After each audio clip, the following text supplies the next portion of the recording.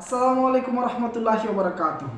সারা দেশে যখন মানুষ বৃষ্টির জন্য হাহাকার করছে, যখন মানুষ বৃষ্টির জন্য আল্লাহর কাছে প্রার্থনা করছে, রাসূল সাল্লাল্লাহু আলাইহি সাল্লামের শিখানো নীতি ইস্তেসকার সলাত আদায় করছে বৃষ্টির জন্য, ঠিক তখনই বাংলাদেশের কোনো এক গ্রামে সেখানে বৃষ্টির জন্য তারা ব্যাঙের বিবাহ দিচ্ছে এবং তারা বলছে এটা তাদের গ্রামীণ ঐতিহ্য।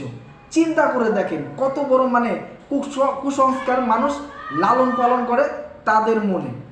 কিন্তু সবচেয়ে অবাক করা বিষয় হচ্ছে এই যে তারাও কিন্তু মুসলমান।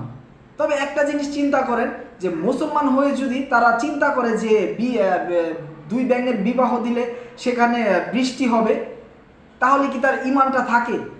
এটা কিন্তু শিরকে আকবর। মহান আল্লাহ তাআলা বলেন যে বিচারের দিন যদি তোমরা পাহাড় সম পাপ নিয়ে আমার সামনে হাজির হও আর তোমাদের আমল নামায় যদি কোনো শিরক না থাকে, আমি তোমাদেরকে মাফ করে দেব। আপনি নামাজ পড়েন নাই, আল্লাহ চাইলে আপনাকে মাফ করে দিতে পারে। আপনি রোজা রাখেন নাই, আল্লাহ চাইলে আপনাকে মাফ করে দিতে পারে।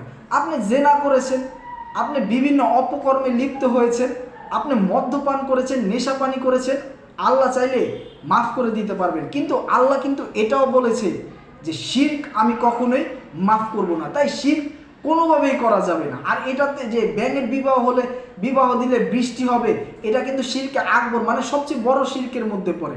এটা কিন্তু মানে মুসলিম নীতির কোনো জায়গার মধ্যে এটা নেই। এটা আসলে বিধর্মী জাতীয় নীতি, এটা হিন্দু ধর্মের একটা রীতির মধ্যে পড়ে। তাদের ধর্মে এটা থাকলে মানে তাদের রীতিতে এটা আছে হয়তোবা।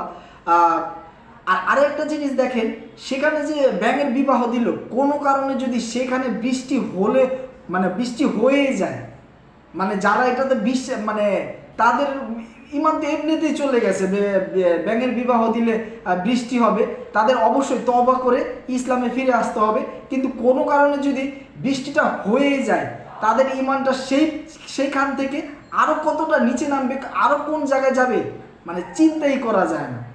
অবশ্যই আল্লাহর দরবারে তাদের জন্য দোয়া করি, আল্লাহ যেন তাদেরকে হেদায়েত দান করে, সঠিক বুঝ দান করে, আল্লাহর উপর যাতে মানে তাওয়াক্কুল করলে সর্বাবস্থা আল্লাহর উপরই ভরসা রাখতে পারে। আমি তাদের জন্য মন থেকে দোয়া করি। আজকের ভিডিও এই পর্যন্তই। আল্লাহ যদি আমাকে হায়াতে বাঁচিয়ে রাখে, ইনশাল্লাহ পরবর্তী ভিডিওতে আবারও আপনাদের সাথে দেখা হবে, কথা হবে। আসসালামু আলাইকুম রহমতুল্লাহি ওয়া বারাকাতুহু।